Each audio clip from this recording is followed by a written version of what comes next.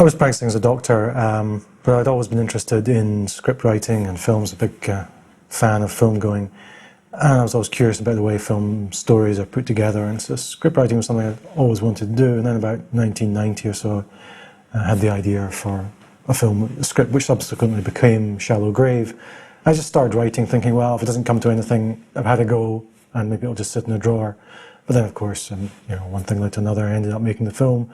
In terms of Shallow Grave and Trainspotting, having done medicine was quite useful because there was quite a lot of medically related problems in those films, dismemberment in Shallow Grave and then all the drug taking and so on in Trainspotting. And I had sort of personal experience of dealing with heroin addicts and so on, so yeah, it was quite helpful. Andrew MacDonald gave me a copy of Trainspotting and I read it and I thought it was just a fantastic book. Never come across anything like it. When I first read Trainspotting, I was actually more struck by the qualities that would make it a very bad film, because there was no story, no single story, rather there were lots of different stories, lots of different voices. We were trying to get down to the essence of the adventurousness of the novel and the kind of reckless, extreme lifestyle that the characters were leading that perhaps made it so captivating. Renton is probably the most frequent voice you hear. Choose life, choose a job, choose a career. And he's the most articulate, and I think he was the sort of natural choice as hero. What's your name? Diane. Where are you going, Diane?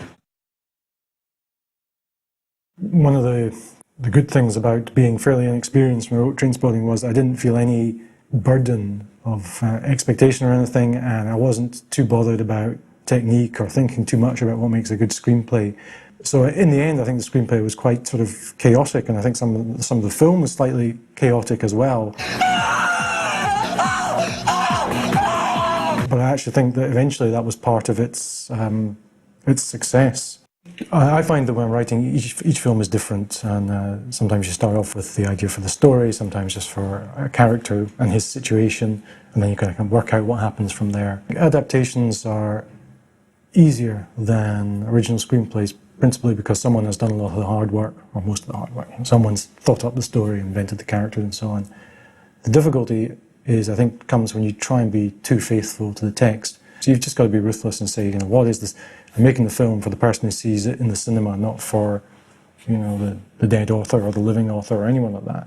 In adapting the book, you have to identify what is most important about it, what is the most important part of the story, what characters are you going to keep, because you usually can't keep all the characters, so you have to amalgamate some of them. And then, are there any particular outstanding scenes which you just feel demand to be put in the film? One of the scenes that attracted a lot of attention in Trainspotting was that scene where Ewan McGregor disappears down the toilet. That scene was inspired by, or ripped off from, however you like to look at it, a scene in Nightmare on Elm Street, where an actress, whose name escapes me, falls asleep in the bath and then is sucked under the bath. And I was terribly moved by that scene. So I was writing this scene in Trainspotting where he goes into the betting shop toilet and he loses his suppositories and stuff like that, and it's really disgusting, and how do you get out of that scene? You can't just, it's so kind of extreme. I just thought you can't just kind of stand up and walk away. I thought, well, what happens next? Well, maybe it just goes down the toilet, and that was it.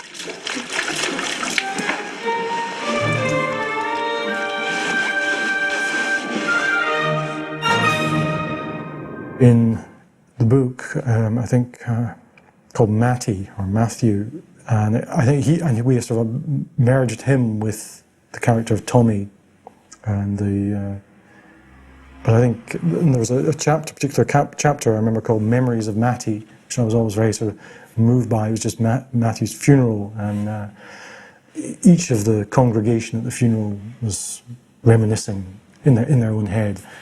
But it's like a short film or even a kind of 30-minute film in itself. So it just could never make it into and Matty wasn't a main character in the rest of our story, so it just never made it.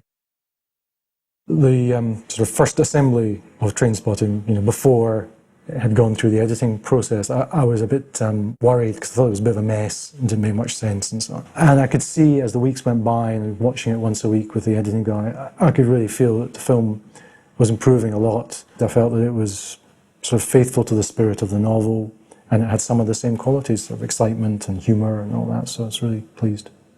And when I look back on the film now, I'm still very pleased with it, partly because I'm in it. I'm in the opening 30 seconds or something as one of the security guards, which is a little known feature. There's a little slice of mayhem. I think it's great. I really like it.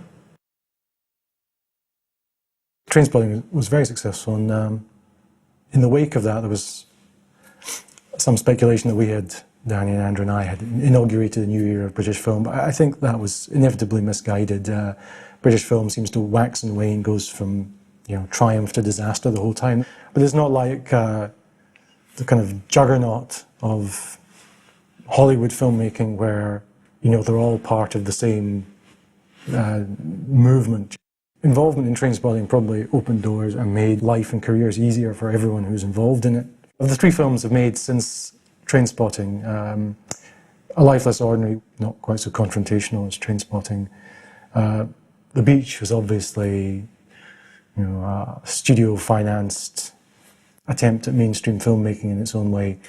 I did, however, make one other film called The Final Curtain, which was perhaps more in the fashion of Shallow Grave or Trainspotting, and it has reached a very narrow audience, precisely 0 at the moment, because it hasn't been released. Casting Trainspotting was pretty easy, because it was once we'd made the decision that we wanted Ewan as Renton, we were all agreed on Robert Carlyle as Begbie. Ewan Bremner was an actor, we'd seen him in the stage play of Trainspotting, and Spud seemed great for him. And then we met John Lee Miller, and again he seemed right. Danny and Andrew and I worked in a way that I think was successful, because we didn't try and do each other's jobs. There was no way I was going to turn up in the set and try and direct, and neither Danny and I sort of got involved in either the nuts and bolts of production or either in the sort of diplomatic side of production. We tended to leave all that to Andrew. And they didn't phone me up and say, I don't like this line, I've got an idea for a better one, and stuff like that. We just had our arguments, but basically respected each other's positions. Entertainment can be in the form of sadness, feeling sorry for a character. Also some moments of tension and laughter. I don't think there's any great mystery. Anything that makes people laugh or just feel some sort of emotion, principally they want to be entertained.